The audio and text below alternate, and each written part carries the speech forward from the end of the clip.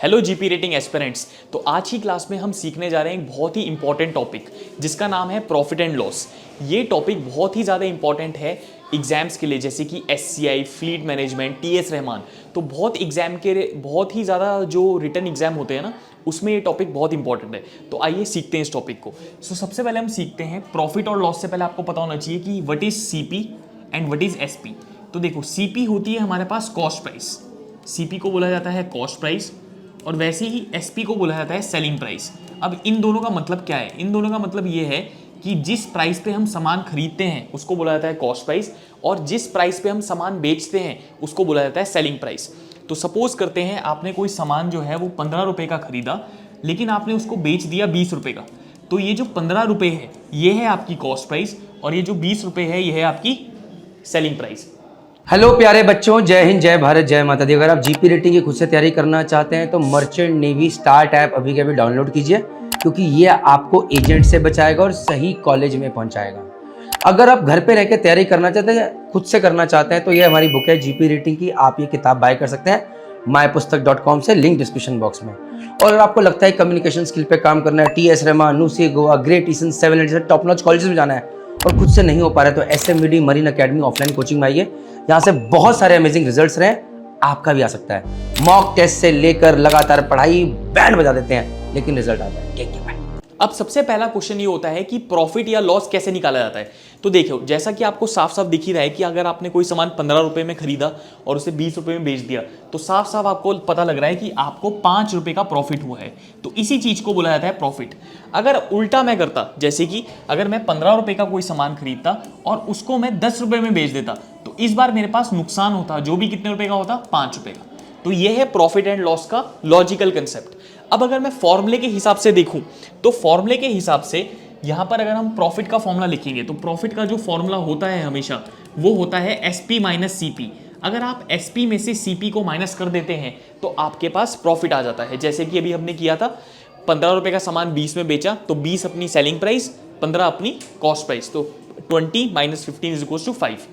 ठीक है। सिमिलरली अगर आपको लॉस निकालना है तो याद रखिए, लॉस में कॉस्ट प्राइस बड़ी होगी लेकिन सेलिंग प्राइस छोटी होगी, तो सीपी माइनस एसपी करोगे तो आपके पास आ जाएगा लॉस।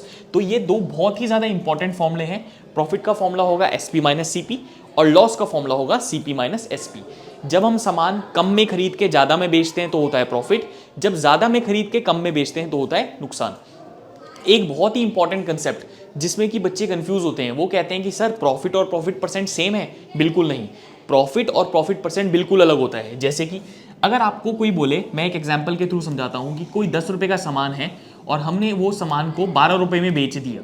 ये एक क्वेश्चन है आपके लिए कि 10 रुपए का सामान है, वो हमने 12 रुपए में बेच दिया, बताइए हमारा प्रॉफिट क्या है। तो प्रॉफिट कोई भी बच्चा आराम से बता सकता है कि सर प्रॉफिट का जो फॉर्मूला होता है वो होता है SP minus CP, 12 minus 10, sir ₹2 का हमारे पास हो गया प्रॉफिट। लेकिन अगर मैं आपसे बोलूं कि प्रॉफिट परसेंटेज निकालो, तो प्रॉफिट परसेंटेज ₹2 कतई नहीं है। प्रॉफिट परसेंटेज के लिए आपको एक फॉर्मूला याद करना पड़ेगा।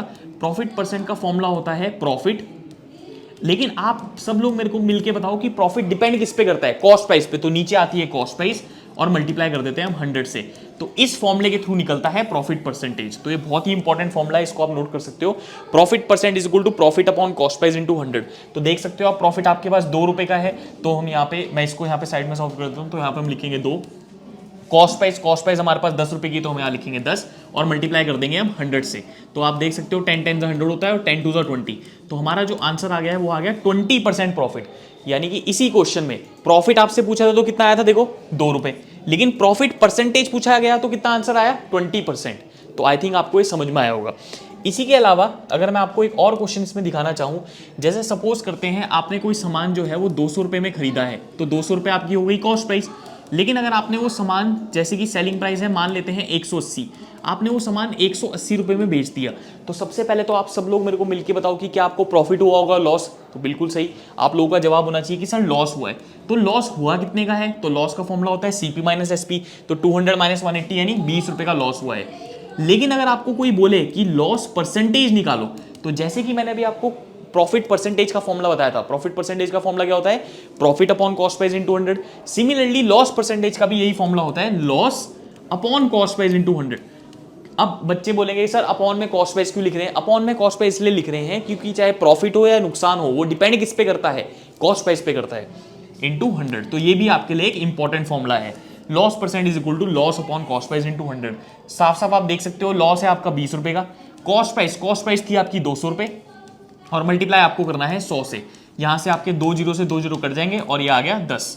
तो यानी कि अगर आपसे ढंग से पूछा जाए तो लॉस तो हुआ है 20 रुपए का, लेकिन प्रतिशत में, परसेंटेज में लॉस कितना हुआ है 10% का। तो यहां से आपको समझ में आ गया होगा कि प्रॉफिट और प्रॉफिट परसेंट अलग होता है, लॉस और लॉस परसेंट अलग होता है। तो ये बहुत ही बेसिक और इंपॉर्टेंट कंसेप्ट है। अगर आपने ये कंसेप्ट सीख लिए तो आप 90% से ज्यादा क्वेश्चंस कर सकते हो प्रॉफिट एंड लॉस के। Thank you.